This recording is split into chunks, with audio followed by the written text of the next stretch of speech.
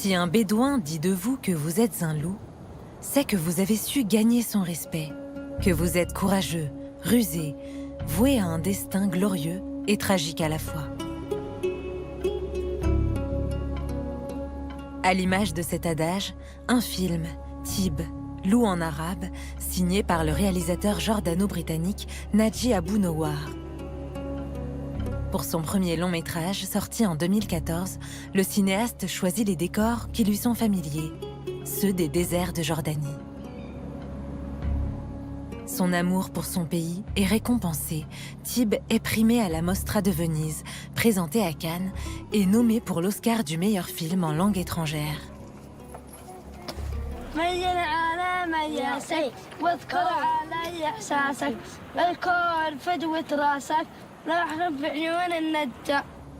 Filmé à hauteur d'enfant, ce thriller raconte l'histoire d'un garçon de 10 ans. Accompagné de son grand frère, il escorte à travers le désert un soldat britannique, allié des tribus bédouines contre les Ottomans. Cette ode à la fraternité, Nadji Abou Nowar choisit de l'ancrer au cœur de l'année 1916, là où débute la grande révolte arabe, après 400 ans d'oppression ottomane. Malgré lui, le jeune bédouin Tib est de tous les combats, de ceux qu'on ne décide pas quand la guerre s'en mêle.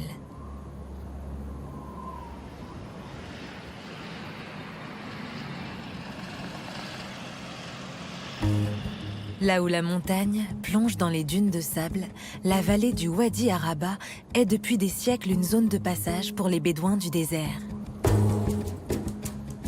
Ce peuple nomade, d'éleveurs de chèvres et de chameaux, ne connaît pas les frontières. Son aisance à dompter cet univers hostile fascine Nadji Abou Nowar, qui veut le mettre à l'honneur. Né en Angleterre en 1981, il se souvient des récits des héroïques guerriers bédouins que lui retraçait son père jordanien, militaire de carrière. En 2012, Nadji et son scénariste décident de s'immerger dans leur communauté une année durant. En découvrant le mode de vie bédouin, ils en retirent la substance de leur histoire. De nombreux bédouins ont été impliqués dans l'écriture du scénario et dans les dialogues, afin de les rendre plus authentiques. Grâce à ça, le réalisateur et le scénariste ont pu se familiariser avec l'essence même de la vie bédouine, comme par exemple savoir comment suivre les traces. Ils peuvent trouver quelqu'un qui s'est perdu dans le désert. Ils savent aussi faire du feu à partir de rien. Ce lieu presque inconnu en Jordanie est immuable. Et c'est ce qui plaît au réalisateur pour mettre en image le début de son film. C'est là que vivent le jeune Tib et son frère. Nadji Abou Nowar cherche un rendu particulier, une lumière claire et les couleurs vives des dunes de sable. Et ce que le réalisateur a appris des Bédouins, c'est que le désert ne l'est en réalité jamais vraiment. Dans le film, nous voulions que le début ressemble à quelque chose de vivant, qu'il y ait de la verdure pour donner ce sentiment d'un paysage impressionnant. Il nous fallait vraiment un contraste entre un désert verdoyant au début et un désert minéral qui symbolise la mort plus tard dans le film.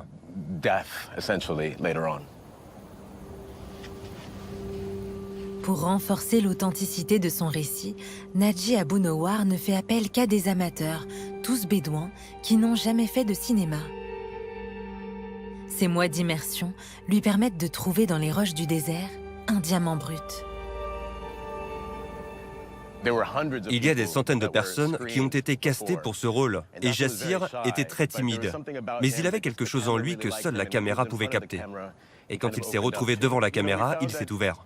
D'une certaine manière, il s'est libéré de sa coquille. Nous avions en tête de filmer comme dans un film de Terrence Malick. Et pour ça, nous nous sommes servis de la relation réelle entre Jassir et Hussein, son frère dans le film, qui est joué par son oncle dans la vraie vie. Ils avaient un rapport vraiment naturel, l'un avec l'autre, cette relation fusionnelle.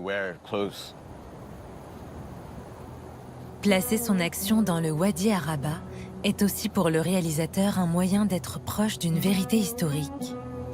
Dans le contexte de la Première Guerre mondiale, le désert d'Arabie est un lieu stratégique que se disputent Britanniques d'un côté et Ottomans de l'autre.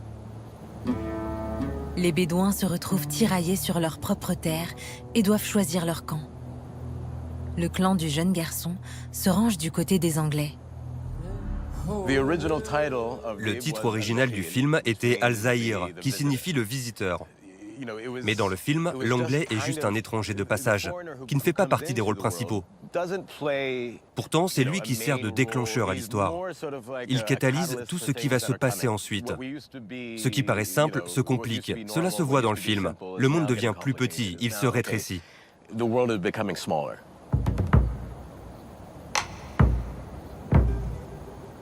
Pour évoquer l'enfermement, Nadji Abou-Nowar nous projette 100 km au sud-est, dans le célèbre désert du Wadi Rum. Depuis des décennies, cette réserve est le plateau à ciel ouvert des grandes productions internationales. Mais le jeune réalisateur, lui, y trouve une toute autre atmosphère.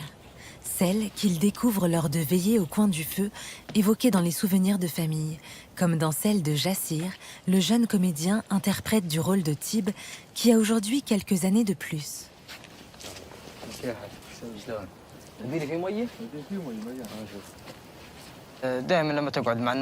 Quand on passe du temps avec nos ancêtres bédouins, ils nous parlent souvent de leur vie d'avant. Il y avait beaucoup de problèmes en ravitaillement d'eau dans les temps anciens,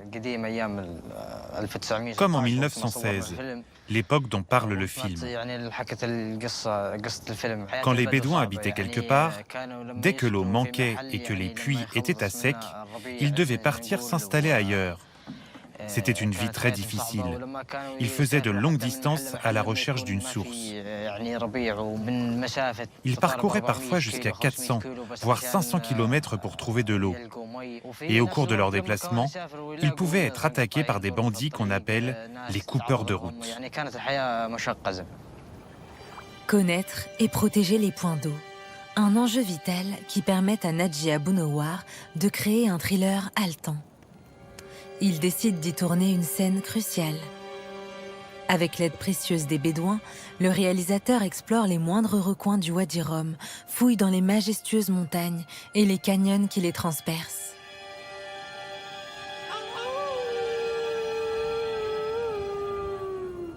Détourner la beauté pour la transformer en horreur. Filmés sans aucun ciel, les rochers deviennent les murs d'un labyrinthe à travers lequel les personnages se retrouvent prisonniers de leur propre destinée.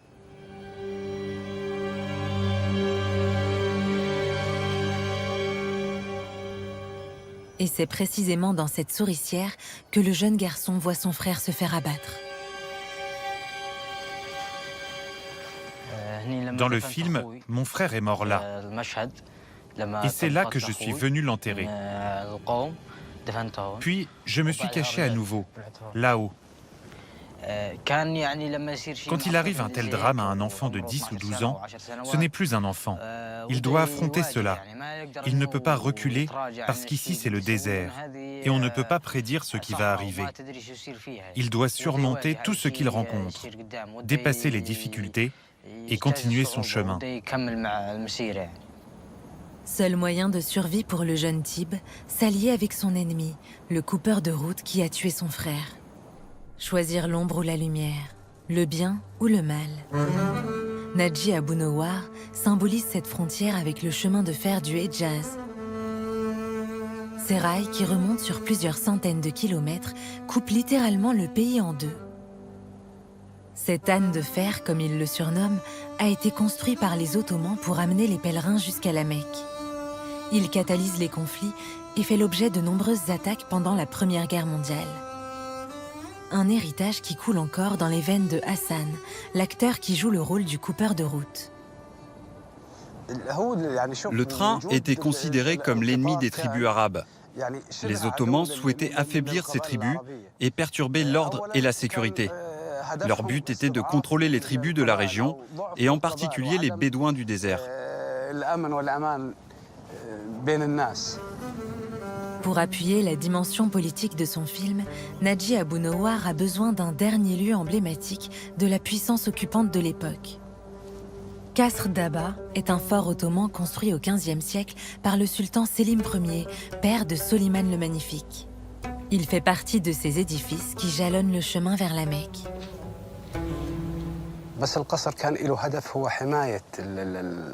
Le but du fort, c'était de protéger les pèlerins ottomans.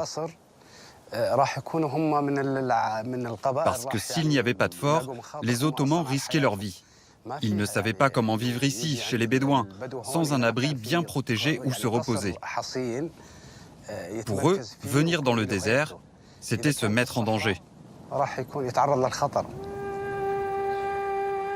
Hassan inspire au réalisateur le rôle du traître qui a choisi le camp des Ottomans. Il connaît les valeurs et les raisons qui mènent à son exécution finale. Les loups ne se mangent pas entre eux. Enfin, finalement si. C'est le sujet du film, celui de la vengeance. Chez les Bédouins, la vengeance c'est sacré. On venge ses frères, sinon c'est honteux. Par exemple, quelqu'un de courageux, on lui dit « Si tu l'es vraiment, tu venges ton frère, tu lui rends justice ». En tant que Bédouin, je connais bien ça. Et dans le film, je comprends que Tib soit obligé de me tuer. C'est une question de dignité pour lui. Il ne le fait pas pour m'humilier, mais parce qu'il est loup, et je suis loup.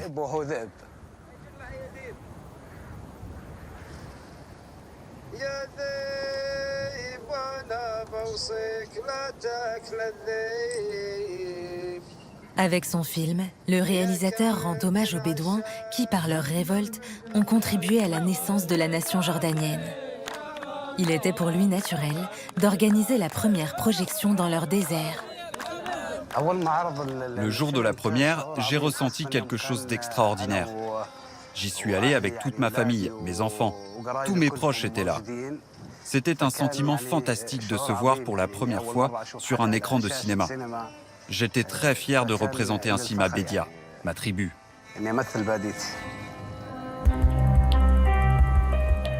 Évoquer le point de vue bédouin sur la guerre, une façon pour Nadji Abou-Nowar d'énoncer avec subtilité sa vision sur la situation actuelle de son pays, enclavé dans un monde qui semble en perpétuel conflit.